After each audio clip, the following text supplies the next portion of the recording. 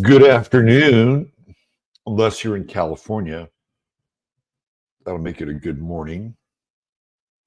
Or perhaps you're in some other location that is further due west, in which case it is still probably your morning, albeit a little earlier. And wherever you are, I'm wishing you a very fine experience in your day and or night. This is Robert Phoenix, and I am here with a kind of an afternoon version of the Astro Weather. Since we got disrupted yesterday, that was really a trip. Let me check my audio. Okay, we're good. That was such a strange experience yesterday. I was talking about how void of course moon is like Mercury retrograde. Then 15 minutes into the stream, my internet goes down, and it turned out to be more complicated and less complicated in some ways. But we figured it out, we sorted it out, and here I am back with the Astro. It's just one of those interesting moments, right? It's sort of like a demonstration of astrology in real time. So there we go. Hello, Chataria. How is everybody? We've got a great group as usual. Let's see. What do we have here? My man Ryan is here. What's going on, brother Ryan? The leader of the Introspective Woodworkers Union of the world. If you're an introspective woodworker, please get in touch with Ryan, and he will hook you up with all the benefits of the union. Dory McLean, Nora Rashid, Road Trip 1981, Soul Traveler, Orlando's Cup of Coffee with Scream Healing Heart Rosie, Ramalama, Flat Earth Hippie, Maria de Ange, Kabuki Theater, aka Bo, Vince Duger from California, Tom Dar. We got a great crew in here. Julie Moss, Liddy Lou, Whimsical Farm Girl.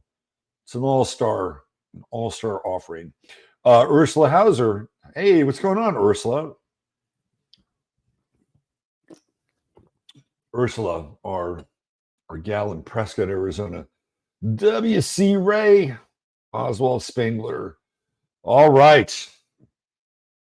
Let's get into it. Michael Pafford and Celeste Loveheart have also joined the proceedings.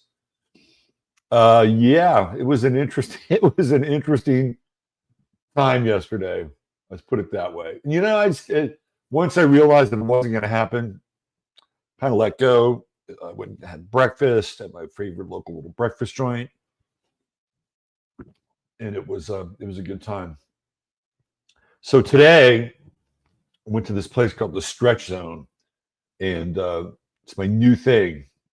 I signed up for their program where they're gonna stretch the shit out of me.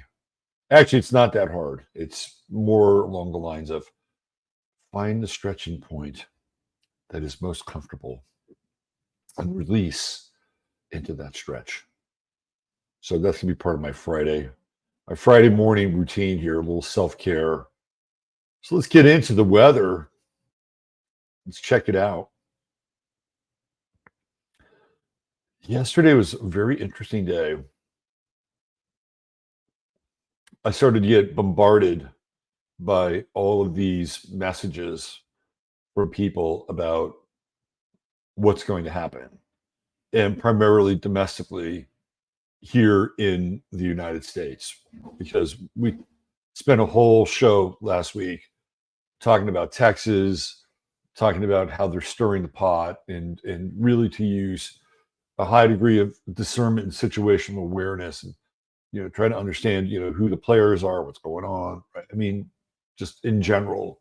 But it seems like yesterday the talking points extended beyond Texas, and this idea that something very dramatic could happen sort of across the board here in this country.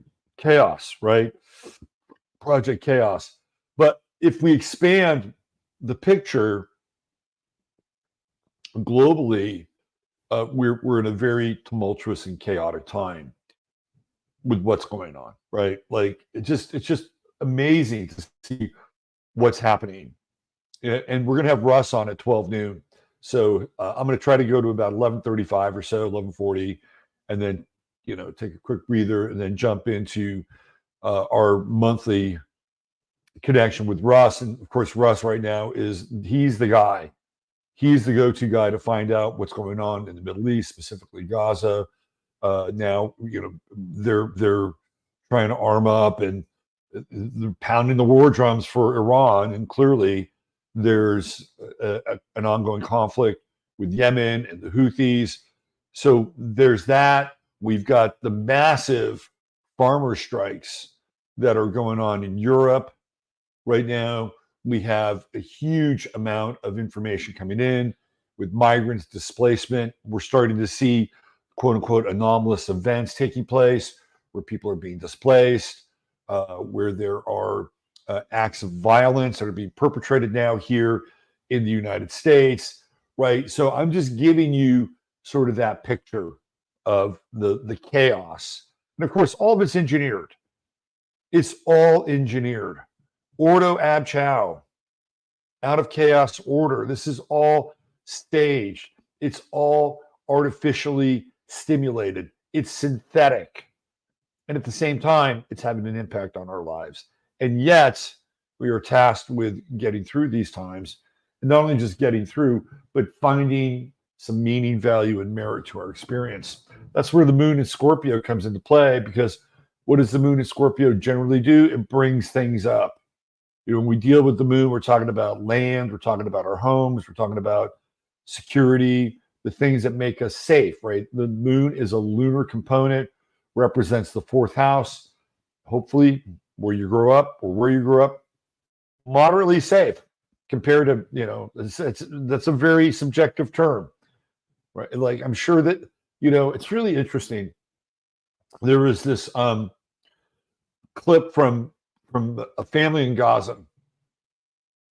And just think about what they have to go through.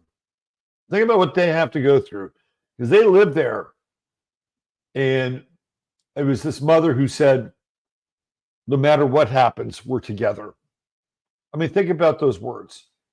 No matter what happens, we're together. And they have been living with a certain degree of threat for a long time, sometimes greater than others, sometimes less than others, but it's always in the background. And from what I can tell, that those families are, and again, I haven't spent time, but from what I can tell, loving, intact, caring, right? So their external environment poses the threat.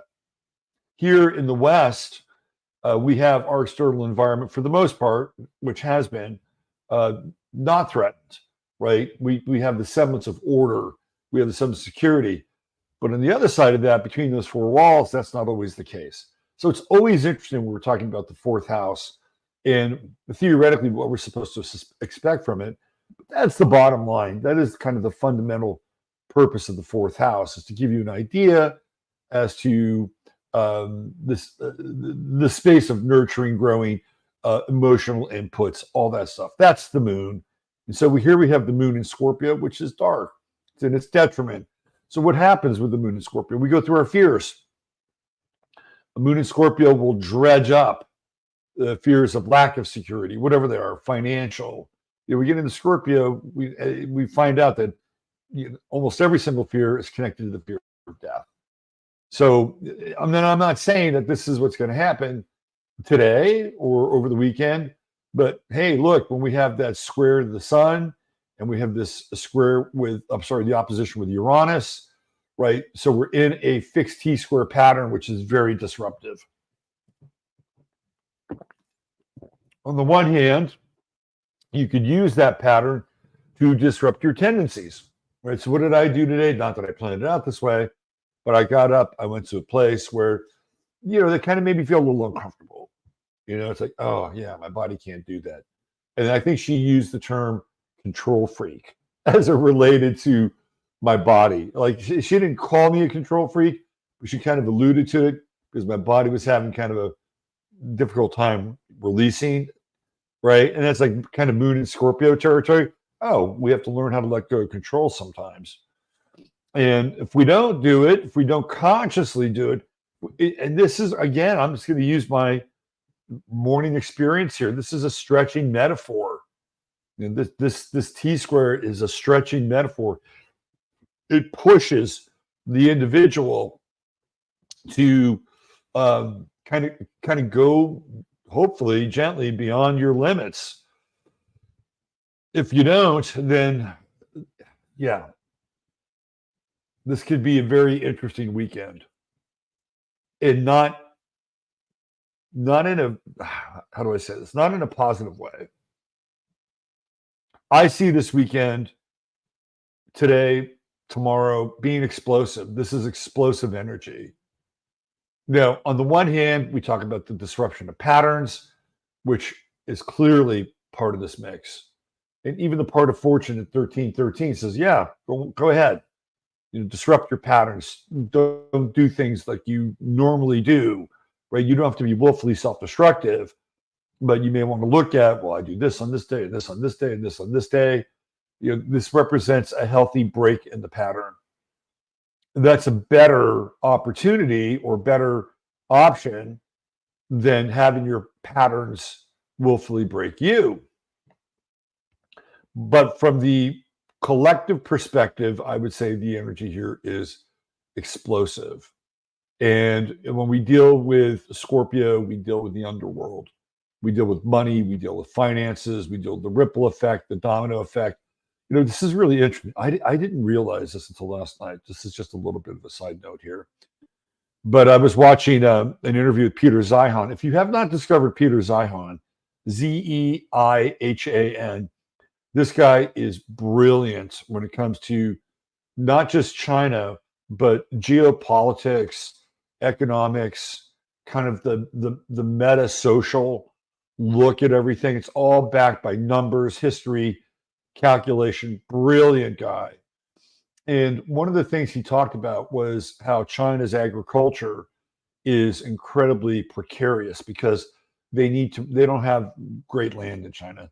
So they have to bring in fertilizers from China, like ammonium and nitrogen, right, which is the basis of fertilizer. And one of the ways that they get nitrogen is by importing natural gas. They import 75% of their natural gas to create nitrogen. And I thought to myself, well, this is interesting because what are we doing in this country, right? We're being forced onto an electric grid, and we are being forced and mandated, ruled, and regulated to let go of what? Natural gas. Gee, I wonder why. Where is that natural gas going to go? Based on the Peter Zeihan numbers, I know exactly where it's going to go, right? So the reason I'm bringing this up is because of the moon in Scorpio. And Scorpio represents things from the underworld, extractions from the underworld. It could be theoretically oil, gas. It could be related to the petroleum-based economy, although that's also very Neptunian, by the way. But it's also things like gems, precious metals, coltan, the stuff, lithium, right? That's all very sort of Scorpio Taurus kind of material. And that's what we're talking about today, right? This is the earth. This is earth-related material. And this is the kind of the underworld motivation, psychological motivation. Like there has to be a psychological motivation for people to go beneath the surface of the earth, put themselves in uncomfortable positions, and to extract minerals, ores, and things like that, right? I mean, that's always been part of the deal. To me, this is all the farmer stuff as well, right? We're dealing with Uranus and Taurus, which Taurus it represents the earth and farming. I did a bit of this on 15 Minutes of Flame on Wednesday. So what are we looking at here? We're looking at a very fractious, rebellious, explosive period. We've already had one explosion in the Oklahoma area. I think it was either a refinery or a pipeline. Keep your eyes on this stuff, right? When I talk to Russ today, we're going to talk about some of the early movements into Israel, pre-late Palestine, right? And we're going to be talking about like the Ergen gang, the Stern gang, and these what I would call acts of terror to facilitate the transfer of the land and to get the British out of there. There's a whole backstory, right? It's very explosive. And this is the energy that we're talking about today, explosive energy. So for you on an emotional level, like get it out, get it out. Whatever you have to do to release your fears, your apprehensions, your worry, your doubts, this sense that maybe other people have more than you, that they may be more prepared than you, whatever those things are. Like today's one of those days, it comes to the surface and you can deal with it. You can find useful and practical action. And as the moon moves through Scorpio, it'll start to, again, come into this sextile pattern. The only time that it's going to be very intense is, well, it'll be intense, but the peak of the intensity is going to be on Sunday when that moon comes in and starts to square Pluto. That'll be a very interesting day. That's a weird energy, right? Like there's a weird kind of finality. And I'd have to go back and look at where we were with the last Pluto ingress. And where the moon in Scorpio might have been during that ingress, because we did have a moon Pluto square. But a lot of these aspects to Pluto are going to be new, right? Or they're going to have kind of a new or different impact than some of these squares with Pluto and Capricorn. So this is going to be a very, very interesting week. Now, Friday's usually a news dump day, and they'll throw shit out there. So there's not a lot of commentary about it. So keep your eye on stuff like that. Keep your eye on transfer of assets and resources. Look into the banking world. Look into the crypto world. Keep your eye on those spaces today, specifically today, because that's the news dump. Friday is the news dump day.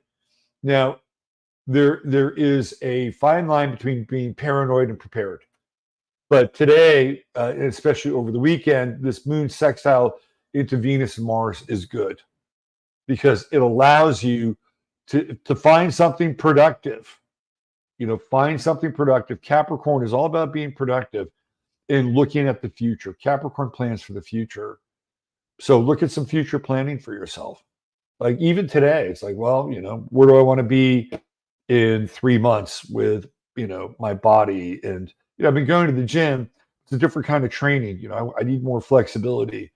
So that's what I'm doing, right? I'm trying to take a practical steps so that 3 months from now, it's like, okay, that was good, right? Or took care of this, covering our bases.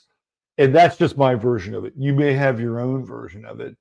If you're in a relationship, Venus is getting closer to Mars here. And anytime we get a Venus-Mars conjunction, we can just read it kind of as a general augur. And for me, it's people that are in a couple situation where you can work closer together, right? That is the payoff of a Venus-Mars conjunction. Now, here's what's interesting.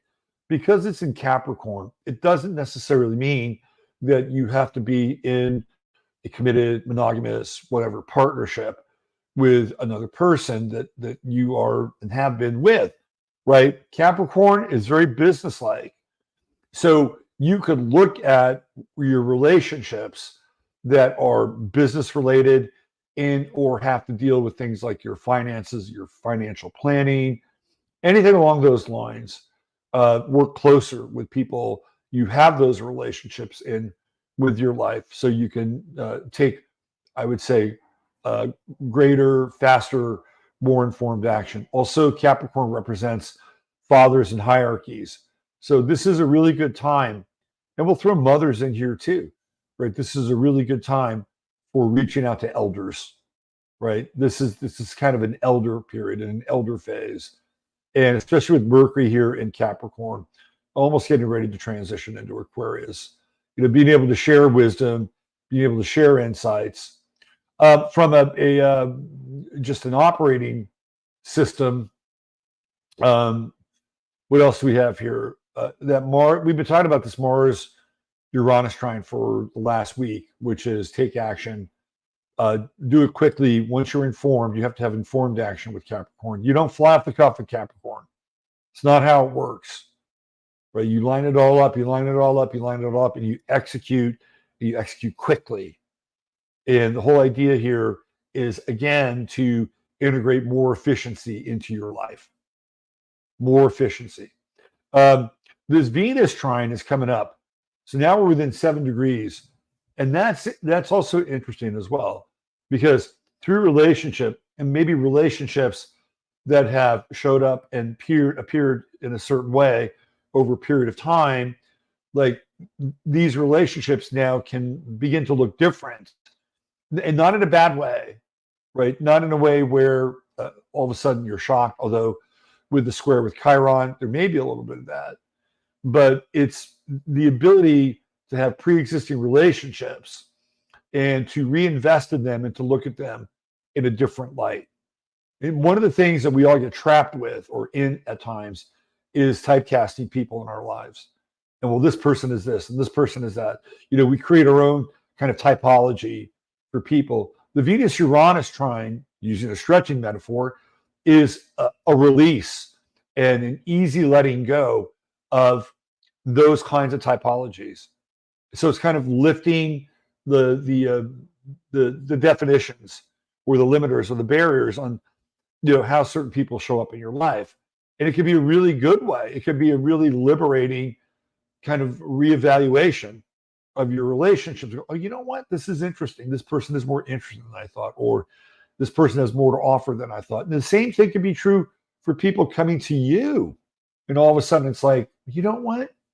I didn't realize this, but you're pretty interesting. You have something to say. I'd like to hear more about it, right? And it's like, wow, where did this come from? This is the Venus-Uranus trine.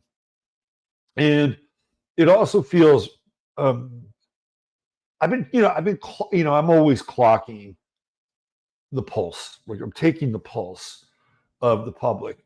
And I usually do that through Twitter because it's a real-time stream, right? It is really sort of the central nerve. I think Twitter is like the central nervous system of social media. And I've been watching this interesting, how do I say it, compression from far left and far right to this migration kind of more in the center. And you would think, and I think you will find this, that with Aquarius, you get extremes on the far right and on the far left. We've seen this. But it feels to me now that people are understanding that there's no real future living kind of in the far fringes of either side. And so there's this weird compression that's taking place. Some of it I think is good. Some of it I think is what it is. Like Taylor Swift is one of these compression points because you have people on the right that are defending Taylor Swift. Oh, it's just a relationship. Get over it. No, you're not going to win that talking point. Go find another battle. To some extent, they're right. But in another way, some of them are myopic and aren't. But you can see this now, right? You can kind of see this. And I wouldn't say that the left has their own version of Taylor Swift. They do, but it's more the compression on the right. I do think that there's more compression on the left in other areas. But I think they're finally starting to wake up around the Biden, Obama, Rice, Jarrett fiasco and these ongoing wars. They're starting to wake up now. So we're starting to see this interesting compression, right? And I feel like that's the Venus-Uranus trine, where these established relationships and established ways of looking at other people kind of get recast into a new light. It's like, oh, that's interesting. It'll be fascinating to see what happens with these farmers in Europe. When that sun gets closer into that tight square with Uranus, are we going to see troops on the streets of Europe, going hand to hand with these, mostly men in their tractors? I don't know. It'll be very interesting. Or will they have a breakthrough? because that's really kind of where we are. I mean, do you think they're going to be able to go out and do this every year? Like it's going to be the yearly tractor pull, through the streets of Europe? No, I think these guys get one shot. This is one shot for them, and they're laying it all out there. So if you have any belief in holding space, saying a prayer, good intention, whatever, do it for those people over there, because they're not going to be able to do this every year. This is kind of a momentous time. And I really hope they break through, because the leadership is tone deaf, out of touch, and only has one thing. And Christine Lagarde even talked about this today. And I must have filed this away somewhere. She's saying that the only way through the climate crisis is through CBDC. That's it, right? That's going to be the linchpin of their ability to change everything. And so I think what they're doing now is they're starting to smoke them out, right? And here's what pressure does. Pressure causes people to act or do things before they're ready. I'll give you just a really simple example. I'm a sports guy. So when a quarterback has the ball, his goal, his job is to throw the ball to somebody down the field who will catch it. If he is receiving immense or intense pressure from people that want to tackle him, there's a very good chance he'll throw the ball early, or he'll throw the ball off target. And when that happens, it's advantage defense. So maybe Christine Lagarde wanted to have the CBDC talk a month from now, 2 months from now, 3 months from now. They're pushing the hand. And the CBDC talk, of course, is digital currency, right? So that's part of the discussion already today. The moon right now is in trine with Saturn, which I like, right? They're opposite entities, but today they're allies. And today it's about finding deeper emotional ground as you let go, right? As you let go and sort of die in some ways to emotional baggage or garbage, and you don't really need anymore. I had this client the other day who I've known since 2010, and she was fairly young when I met her. She's an amazing person. And I kind of charted her journey a little bit over the years when she would reach out to me, and she watches this. Shout out, Sarah. And she said something so profound. She said, I really think the goal of this game is to learn how to let go. And she said it with such certainty because she had learned it. And that's what we're talking about here with the moon in Scorpio, right? And what's going to happen is that this moon is going to, as it moves into the latter degrees on Sunday and squaring Pluto, what's it going to do? It's going to conjunct Pallas. It's going to trine Neptune. Sunday is an opportune time to let things go, whether it's in your life, right? Let's say you have a 48-hour period of struggle with your emotions. Sunday is your day. Sunday is your day to let go. And you'll be able to see the patterns, the deeper implications, the deeper meaning. Not only will you be able to see it, you'll be able to feel it and let it go, like a burden being lifted off your body. So from a metaphysical standpoint, that's good because we're at the height of tension and we're on the precipice of also letting go, which is not always a bad thing. All right. Why don't we get into the star of the day? Let me get into the star of the day. Let me see if I can find it. And this is just a real quick one because I got to jam and get ready for Mr. Winter. But the star of the day is from yesterday, actually. And the star of the day is Phil Ivey.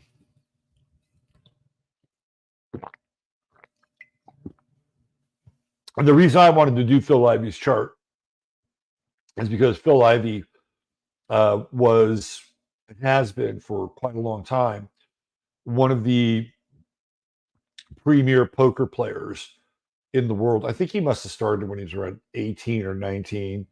And you can see his pictures, quite a few pictures on the internet, and he's always very, very young. And the thing about Phil Ivey is he's one of these guys who has an amazing kind of intuitive ability to move in. He's a great bluffer. He is known for having one of the hardest faces to read, the least amount of tells, right? Phil Ivey is kind of a machine. And you can see where Saturn plays a huge role in his chart, right? Saturn on the midheaven. Leo represents pastimes, things like card games. So Saturn here, he aspires to be the best, the absolute best. And he has Pallas here in Leo, which has to do with pattern recognition. As a poker player, anybody who plays any game, that's what you're looking for. You're looking for pattern recognition. Well, this person did this thing at this time. And by the way, he's played thousands and thousands and thousands of hands. So not only does he have pattern recognition on the kind of the general human condition, but also other players as well. And so this is what he's trying to master, Saturn. And Uranus, he's Scorpio rising. So what's he doing? He's reading the room all the time. This guy's reading the room. He's got that intense. This is what Scorpio rising looks like. It looks different than Scorpio. Scorpio, you get the slitty eyes. Scorpio rising, you get the laser beams, right? And he's got Uranus here, so he's going to be unpredictable. And if you're a poker player, you have to have a fair amount of unpredictability, but unpredictability that you could channel. Phil Ivey's a killer. He's got that Mercury-Mars conjunction. Again, third house, there's a restlessness with Mars. And you can even see this in the lifestyle of a poker player. Somebody who's a professional, fly all over the world. Private cash games, no limit hold'em, you name it. This guy's done it, right? Square with Pluto. He's a killer. He will win at any cost. Win at any cost. And that, by the way, has actually cost him, because there was a time where I forget, it was World Series of Poker or one of the online poker games. Like you could actually go in and get into a match with Phil Ivey. I think they had Phil Hellmuth. What's up with Phil's in poker? Phil Hellmuth, all these guys who were part of it, and then they would show up on these games and you could actually play against them, right? Came out that Phil Ivey was cheating, and he knew where the cards were. See, that's the downside of win at any cost. And I see that also with the moon in Cancer. Again, highly intuitive, in the eighth house, squaring Pluto. You got this. Phil Ivey's a fucking complex dude. He is a very complex guy, but you can see where you can see the poker player in him, and in a lot of ways why he's successful. Let me get into Neptune here a little bit. This is a fascinating kind of look at Neptune, because the second house is assets, right? Physical assets. And many astrologers will tell you that Neptune in the second house is a malefic. I don't really agree with that. It's how you look at Neptune, how you deal with Neptune, right? Neptune is like the waves of an ocean, right? It's like a tide. Sometimes the tide is high. Hey, great. Sometimes the tide is low. Sometimes it's high. Sometimes it's low. And with Neptune in the second house, you don't want to get attached to the high or the low. And if you're really smart, you know that if there's a low tide, a high tide is coming. That is Neptune in the second house. And as a poker player, you need to be fluid, right? You need to be kind of liquid. And if you lose a few hands, Neptune comes into play and says, guess what? It's not always going to go this way, right? That is the, I would say, the practical application of Neptune. In Sagittarius, if you wanted to take it up to a higher octave, you would give thanks. You would give thanks for the things that you have. Oh man, I feel great. I'm grateful for what I have. But if you didn't have it, the idea is that you'd feel equally grateful, right? That's the other side of it. So he also has this Neptune sextile with his sun. So I think he understands the tidal effect of assets and resources, and he would have to as a poker player. You can't get attached. I would not want to get involved with him on the final table and be one-on-one. I think he's going to win most of the time. He's got Jupiter, Taurus in the seventh house, and Jupiter. When you get into Jupiter squares, like Jupiter Sun, those are gambling. Those are gambling aspects, like figuring out when to go all in, right? And there have been times when Phil Ivey's gone all in, and it hasn't always worked.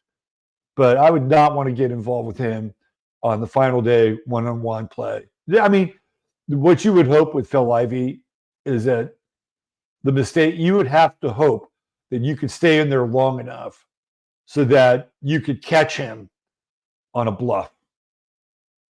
But he's good, right? He's usually very good, but you want to hope to catch him on a bluff and where you'd be like pot committed or have a lot of chips in. That's where I think Phil Ivey could be a little bit vulnerable. He hates authority. I can tell you that right now. And part of his kind of life journey of being a poker player is about nonconformity, with that Uranus square to Saturn and Uranus square to the sun. Complex guy, interesting chart. There's your True Hemp Science star of the day, Phil Ivey. Don't forget our friend Chris at True Hemp Science. Go there, truehempscience.com. You won't be gambling on your health. However, if you do spend $100 or more, you will get some free goodies with your order. Just type in 15MINS, and you'll get free goodies with your shipping or with your order. $150 more, free shipping, always a 30-day money-back guarantee. TrueHempScience.com, 15 mins for your bonus bag of goodies. Please don't forget to hit the like, thumbs up, subscribe. If you would like to get to continue to receive notices here, hit the bell.